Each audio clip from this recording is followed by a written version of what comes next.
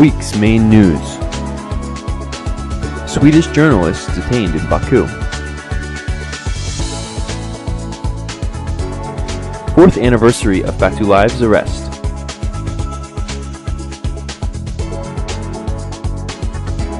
April 17th protesters sentenced in court. Forum on property rights violations. Hajiyev's trial kicks off with dismissal of defendant motions.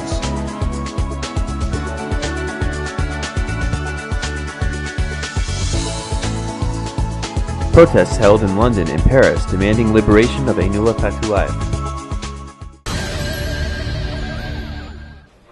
3 Swedish journalists reporting on the April 17th opposition protests were detained by plainclothed officers. Maj Rahwader Street, Charlotta Wikström, and Charlie Laprovete were first taken to the Police Department number 39 and then to the Anti-Illegal Immigration Department of the Interior Ministry's Passport Registration and Migration Office. Radio Liberty correspondent Khadija Ismailova told IRFS today. Khadija Ismailova said that a Norwegian embassy representative visited the Migration Department yesterday and appealed to relevant bodies with regard to the situation of the journalists. These 3 people are employees of Pampas Production Film Company and came to Azerbaijan to shoot a documentary. This company has done this kind of filming in several countries. Radio Liberty submitted the relevant invitations for the journalists to the Azerbaijani embassy in Sweden, which was clearly stated that the journalists would be filming a documentary.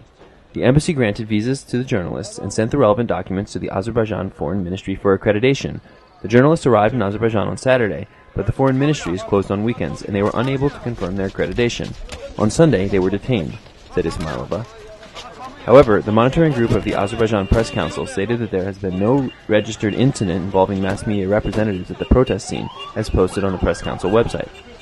Deputy Chief of Interior Ministry Press Service Elshan Zahidov told IRFS that the Swedes were taken to the State Migration Service, but the State Migration Service told IRFS that that was false.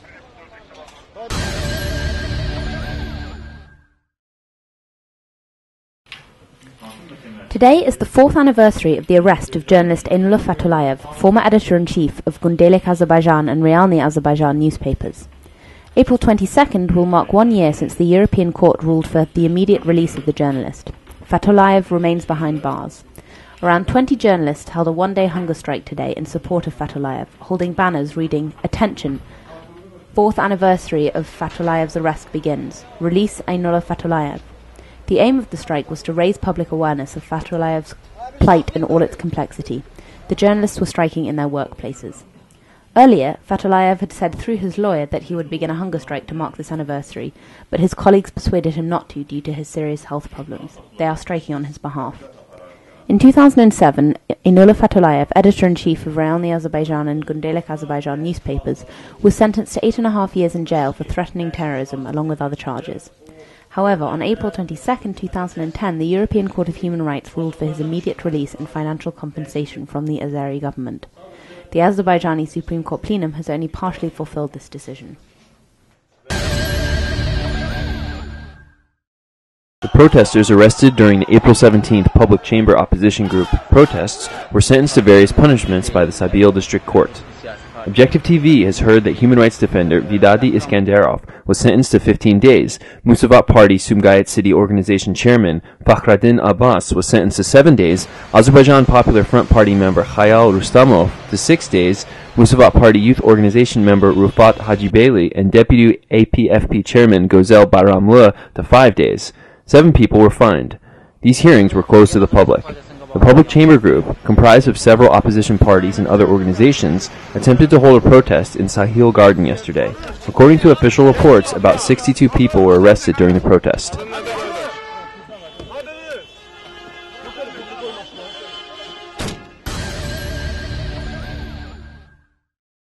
A public forum on gross violations of property rights and corruption was held today in the Landmark Business Centre. In attendance were the Assistance to Free Economy Public Union, the Institute for Peace and Democracy, the headquarters of Kur Civil Society, Oilman Rights and Protection Organisation, and lawyer Fuad Agiev. According to Agiev, who has represented the interests of citizens on dozens of lawsuits against the executive power of Baku, in cases where government officials are directly involved, the property owners have no hope of winning their appeals. Lawyer Aslan Ismailov mentioned the case of citizen Rufat Dadiev, who was evicted from his house on Nizami Street under the directive of State Advisor on the Economy, Ali Asadov. The lawyers called upon citizens to continue to defend their own property, even if the courts are supporting officials, and to pursue matters to the very end, even to the European Court of Human Rights. The forum participants issued a statement calling on the government to respect the constitutional rights of citizens, to put an end to all actions contrary to civil and housing codes, to stop making arrests of house owners without good reason, and to bring to justice officials who have violated the laws. The forum was held with the support of the Foundation for Democracy USA and the Open Society Institute Assistance Foundation.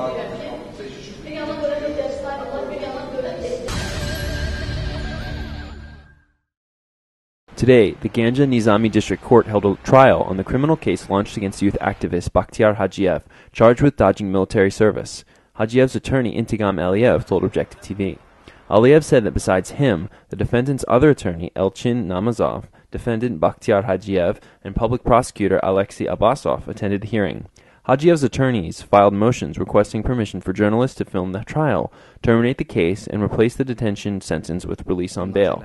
Public prosecutor Abbasov protested against the motions. The judge did not grant any of the motions. Aliyev stated that they have filed an appeal against the court staff. Due to this appeal, the judge rescheduled the hearing to April 20th. The criminal case against Bakhtiar Hajiev was launched in the end of January 2011. At that time, he signed a statement of commitment not to leave the Ganja city. In the end of February, his pretrial detention was replaced with release under police control. On March 4, 2011, Hajiev was sentenced to 1 month of pretrial detention. It is widely thought that Hajiev was arrested for his activity on social networking sites and his support of the March 11th Great People's Day campaign. On April 20th, a protest action was held at the Azerbaijani embassy in London. The protesters demanded the release of imprisoned journalist Enula Fatullayev. The protest was organized by human rights defenders. The demonstrators wore masks that looked like Fatullayev's face and chanted, "Freedom for Enula." The statements of organizations claim Enula Fatullayev was arrested under the political charges regarding his criticism and investigative journalism work on April 20th, 2007. Rebecca Vincent from Article 19 called on Azerbaijan's authorities to fulfill the European Court of Human Rights verdict. She said the European Court had made the decision to liberate the journalist, and the Azerbaijani government had to comply with the decision. The protesters submitted their demands to the embassy. A similar protest was held in front of the Azerbaijani embassy in Paris by a group of journalists and human rights defenders. The protest was organized by Azadluk newspaper correspondent Agil Khalil. About 30 protest participants held photos of prosecuted journalists and chanted the slogan, "Freedom for Enula Fatullayev." The protests were dedicated to the 4th anniversary of Enula Fatullayev's arrest. In 2007, Enula Fatullayev, editor-in-chief of Realni Azerbaijan and Gündelik Azerbaijan newspapers, was sentenced to 8.5 years in jail for threatening terrorism, among other charges. However, on April 22, 2010, the European Court of Human Rights ruled for his immediate release and financial compensation from the Azerbaijani government. The Azerbaijani Supreme Plenum Court has only partially fulfilled this decision.